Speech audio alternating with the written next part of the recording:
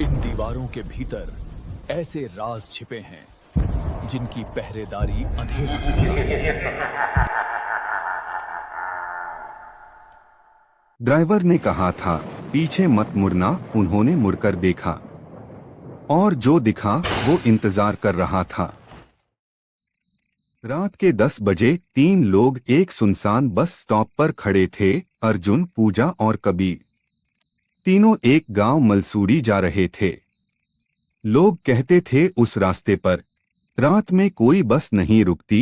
अचानक दूर से एक पुरानी खटारा बस आती है। चढ़ो, लेकिन आखिरी स्टॉप तक मत उतरना।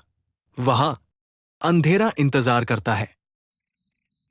बस में सिर्फ वे तीनों और ड्राइवर थे। सीटों पर धूल, खिड़कियों पर जाले। ये बस चल कैसे रही है? ऐसा लगता है सालों से खड़ी थी। सवाल मत करो। मंजिल छोटी है, लेकिन रात लंबी। आधा घंटा चलते चलते बस अचानक रुक गई। सड़क के बीच काली पगडंडी। क्यों रोकी बस? क्योंकि यहां से आगे मैं नहीं जाता। तीनों हैरान होकर उसे देखते हैं। ड्राइवर दरवाजा खोलकर उतरता है। अगर जिंदा रहना है तो पीछे मत मुड़ना। और वो जंगल में गायब हो जाता है। ये आदमी हमें यहाँ छोड़कर क्यों गया? ये जगह ठीक नहीं लग रही।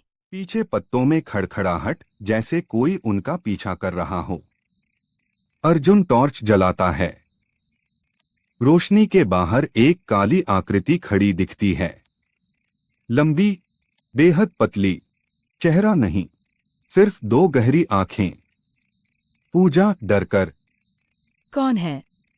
वह आकृति धीरे धीरे बाएं झुकती है, जैसे गर्दन टूट रही हो, और अगले ही पल गायब।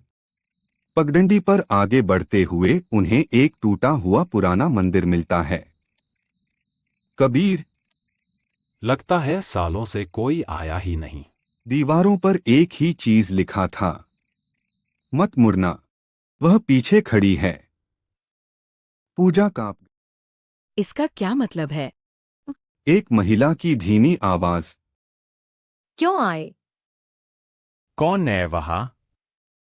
पूजा ने गलती से पीछे मुड़कर देखा और अगले ही पल वह चीख पड़ी। पूजा बेहोश होकर गिर जाती है। अर्जुन और कबीर उसे उठाकर मंदिर के अंदर ले जाते हैं। वहां एक पुराना पुजारी बैठा था, मानो वह उन्हीं का इंतजार कर रहा हो। पुजारी, तुम्हें काली पगडंडी ने बुलाया है। 25 साल पहले यहां एक लड़की रागिनी की हत्या हुई थी। हत्यारे ने उसे पीछे से मारा, इसलिए वह पीछे मुड़ने वालों पर हमला करती है। तीनों पगडंडी से निकलने लगते हैं। अचानक वही काली आकृति उनके सामने प्रकट होती है। रागिनी, पीछे मत मुड़ना, वरना तुम भी मेरे जैसे बन जाओगे। अर्जुन ने अपना फोन उठाया और पुलिस रिकॉर्डिंग चला दी। वही केस जिसमें रागिनी के हत्यारे को सजा हुई थी। वो हत्यारा पूजा का चाचा था। रागिनी की आत्मा चुप हो गई। उसकी काली आकृति धीरे धीरे रोशनी में बदलने लगी। रागिनी, धीमी आवाज। अब मैं मुक्त हूं। और वह हवा में घुल गई।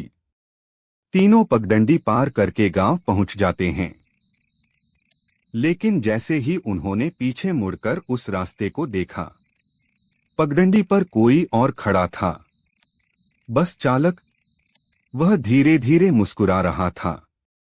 कहानी खत्म नहीं हुई, क्योंकि काली पगडंडी हर रात नए मुसाफिर चुनती है।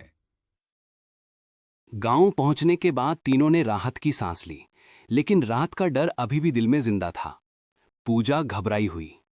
हमें पुलिस को बताना चाहिए। ये बस वाला आदमी कौन था? हाँ, लेकिन पहले तुम आराम कर लो। तुम रात से ही डरी हुई हो। कबीर बाहर खिड़की से झांकता है। दूर पगडंडी की तरफ गहरी धुंध उठ रही है। अर्जुन, वो धुंध रात से ज्यादा गहरी है। गांव वाले तीनों को अजीब नजरों से देख रहे थे, जैसे कुछ जानते हों। एक बूढ़ी औरत आगे आती है। उसके चेहरे पर एक गंभीर भाव है। बूढ़ी, तुम लोग पगडंडी से आए हो? तो फिर तुमसे सच छुपाना मुश्किल है। कौन सा सच? रागिनी को जिसने मारा था वो अकेला नहीं था। बूढ़ी औरत तीनों को घर के अंदर ले जाती है। दीवार पर पुरानी तस्वीरें, रागिनी, पूजा का चाचा और एक और आदमी। पूजा चौंक जाती है। ये दूसरा आदमी कौन है? यही असली शैतान है।